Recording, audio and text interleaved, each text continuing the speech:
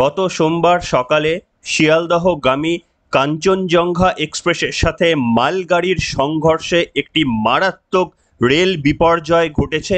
মর্মান্তিক 9 জন সহ নাগরিকের মৃত্যু ঘটেছে এবং বহু মানুষ হতাহত। এর কারণ নিয়ে এখনও বিভিন্ন রকমের ধোঁয়াশা রয়েছে।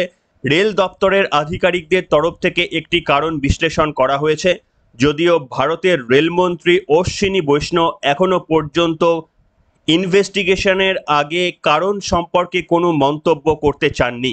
কী কারণে এই ভয়াবহ রেল দুর্ঘটনা? মানুষের জীবন কি এতটাই তুচ্ছ? এবং রেলের সুরক্ষা নিয়ে সত্যি মানুষের চিন্তার যথেষ্টই যে কারণ রয়েছে, সে কথা বোধহয় গোটা রাজ্য এবং দেশের সকলেই স্বীকার করবেন। তার কারণ অ্যাক্সিডেন্ট বিজেপি, তৃণমূল বা কংগ্রেস দেখে তো আর হয় না। অ্যাক্সিডেন্ট হলে যে কোনো সাধারণ মানুষের মৃত্যু ঘটে, তাই সমস্ত দল মত নির্বিশেষে সকলেই চাইবেন কেন এই ঘটনা ঘটেছে সেটা নিরপেক্ষভাবে ইনভেস্টিগেশন করে যেন দ্রুত ব্যবস্থা নেওয়া হয়, আর একটিও এই ধরনের ঘটনা যেন ভারতবাসী বা পশ্চিমবঙ্গকে সাক্ষী থাকতে না হয়। কিন্তু এসব সত্ত্বেও আজকে যে ভিডিও আপনাদের সামনে দেখাবো তা কার্যত হাড় হিম হয়ে যেতে পারে আপনাদের। এখনো পর্যন্ত এই রেল দুর্ঘটনার কোনো নির্দিষ্ট তথ্য পাওয়া না গেলেও আজকে আপনাদের সামনে যে ভিডিও আমি আপনাদের দেখাবো সেটা কার্যত চোখ কপালে উঠতে পারে যে মানুষ কতটা নৃশংস হতে পারে, মানুষ কতটা সর্বগ্রাসী হতে পারে, এবং মানুষ চাইলেও রেল অ্যাক্সিডেন্টের মতো ঘটনা যে ঘটতে পারে তার একাধিক উদাহরণ বা প্রমাণ অতীতেও আমাদের সামনে এসেছে। আর আজকেও এমন একটা তথ্য আপনাদের সামনে সংবাদের প্রথমেই দেখাবো যা কার্যত আপনাদের মাথা ঘুরিয়ে দিতে পারে যে মানুষ কতটা নিষ্ঠুর। নমস্কার, welcome to simple as ABC. আপনাদের সকলকে স্বাগত জানিয়ে শুরু করছি আজকের বিশেষ খবর। প্রথমেই যে ভিডিওটা আপনাদের দেখিয়ে শুরু করতে চাইবো, এর সঙ্গে সোমবার ঘটে যাওয়া কাঞ্চনজঙ্ঘা এক্সপ্রেসের অ্যাক্সিডেন্টের কোনো সম্পর্ক নেই, কিন্তু তাও আপনাদের আমি ভিডিওটা দেখাতে চাইছি এই কারণে যে মানুষের নিষ্ঠুরতার জন্য হাজারো মানুষের বলি যে কোনো দিন হতে পারে। কারণ আপনাদের মনে থাকবে অতীতেও আমরা দেখেছি রেল লাইনের মধ্যে পাথর ফেলে রাখা কিংবা ভারী কোনো বস্তু রেল লাইনের মধ্যে শক্ত করে বেঁধে দেওয়ার চিত্র বিভিন্ন ক্ষেত্রে আমরা দেখেছি, আপনাদেরও দেখিয়েছি।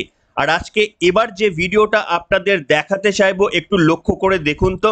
একটা রেল লাইনের পাশে সিগন্যাল যেটি লাল হয়েছিল, সেই রেড সিগন্যাল অর্থাৎ যে সিগন্যাল কার্যত নির্দেশ করে ট্রেন চলাচল ব্যাহত বা বন্ধ থাকতে হবে, সেই লাল সিগন্যালটিকে কেউ বা কারা কোনো দুষ্কৃতকারী কাপড় দিয়ে মুড়ে রেখে দিয়েছেন।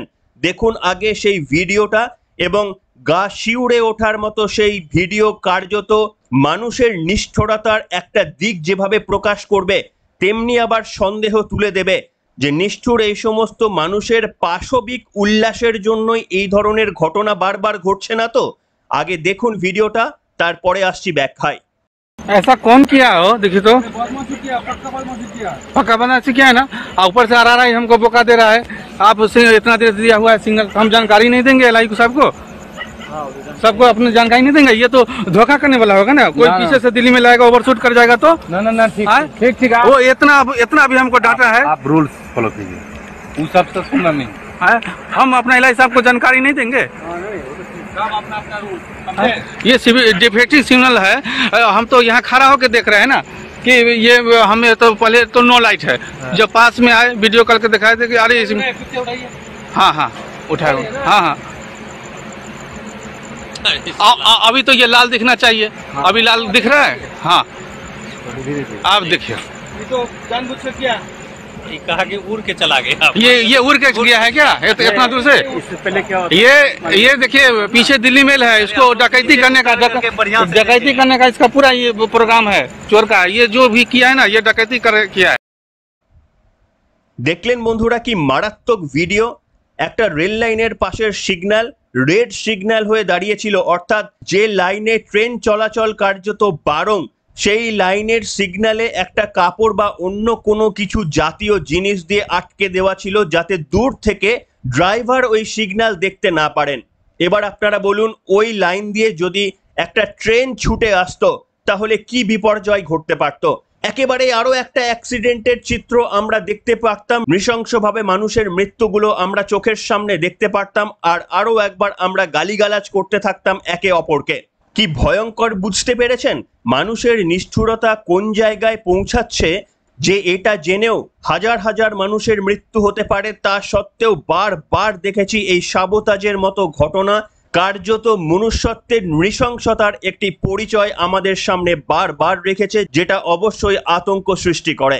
এবং এটা কেন গুরুত্বপূর্ণ আপনাদের বলি, আপনারা জানেন গতকালের যে অ্যাক্সিডেন্টটা হয়েছে, সোমবার সকাল 8:27 নাগাদ শিয়ালদহগামী কাঞ্চনজঙ্ঘা এক্সপ্রেস রাঙাপানি স্টেশন ছেড়ে এগোনোর পরেই দুর্ঘটনার কবলে পড়ে এবং 8:27 কাঞ্চনজঙ্ঘা এক্সপ্রেস চলে যাওয়ার ঠিক 15 মিনিট পর সেখানে একটি মালগাড়ির প্রবেশ হয় 8:42 নাগাদ।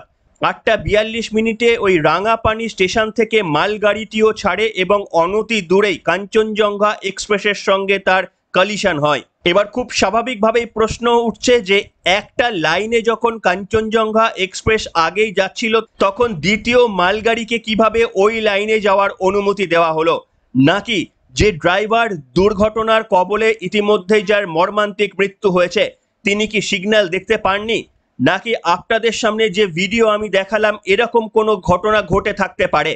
অনেক তথ্য উঠে আসছে, কেউ বলছেন যে হয়তো মালগাড়ির যিনি চালক ছিলেন বা কো পাইলট ছিলেন তারা ঘুমিয়ে পড়েছিলেন, তন্দ্রাচ্ছন্ন হয়ে গিয়েছিলেন, সিগন্যাল দেখতে পাননি। কেউ আবার বলছেন যে ওই চত্বরটিতে সিগন্যালিং এর প্রবলেম ছিল। গতকাল ভোর 5টা থেকে রাঙাপানি এবং আলুবাড়ি অংশের স্বয়ংক্রিয় সিগন্যাল অকেজো ছিল বলেও অনেক সূত্র থেকে আবার দাবি করা হচ্ছে।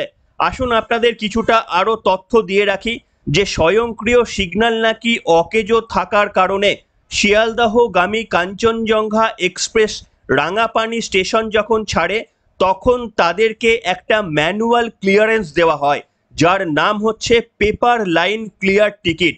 অর্থাৎ সিগন্যালিং এর প্রবলেম থাকায় এই ম্যানুয়াল পেপারটি দেওয়া হয়েছিল ড্রাইভারকে ওই লাইনে গাড়ি চালানোর জন্যই।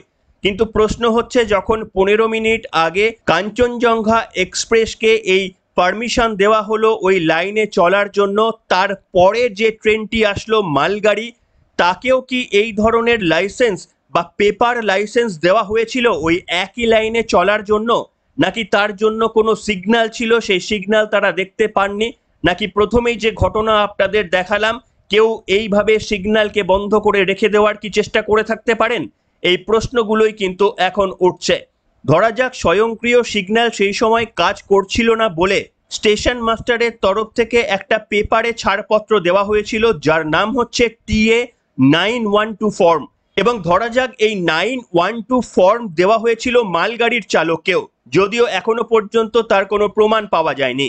কিন্তু মালগাড়ির চালক যদি সেই একই ফর্ম পেয়ে থাকে 912, অর্থাৎ একই রুটে যখন দুজনাই আসছেন তখন টেকনিক্যালিটি অনুযায়ী মালগাড়ির স্পিড কোনোভাবেই 10 কিলোমিটার/আওয়ার এর বেশি হওয়া উচিত ছিল না।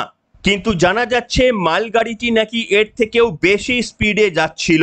অর্থাৎ 15 মিনিটে রাঙাপানি স্টেশন থেকে বেরিয়ে যাওয়া কাঞ্চনজঙ্ঘা এক্সপ্রেস যে স্পিডে যাচ্ছিল বা আস্তে আস্তে যাচ্ছিল বা বারবার ব্রেক কষছিল, কোথাও দাঁড়িয়ে পড়ছিল, তার অনেক বেশি স্পিডে আসছিল তার 15 মিনিট পরে আসা মালগাড়িটি, এবং সেই কারণে মালগাড়িটি পিছন থেকে একেবারে কাঞ্চনজঙ্ঘা এক্সপ্রেসের সজোরে ধাক্কা মারে। আর এ নিয়েই প্রশ্ন উঠছে মালগাড়ির চালক কি তন্দ্রাচ্ছন্ন হয়ে পড়েছিলেন, কিংবা তার যে নির্দেশগুলো পালন করার কথা ছিল সেই নির্দেশগুলো কেন পালন করা হলো না। 10 কিলোমিটার/আওয়ার গতিবেগে যখন ট্রেন চালানো উচিত ওই সময় যখন সিগন্যালিং সিস্টেমের প্রবলেম ছিল, কেন তার থেকেও বেশি স্পিডে ট্রেন চালানো হয়েছিল, এই সমস্ত বিষয়ে ইনভেস্টিগেশন কিন্তু এখনো পর্যন্ত চলছে।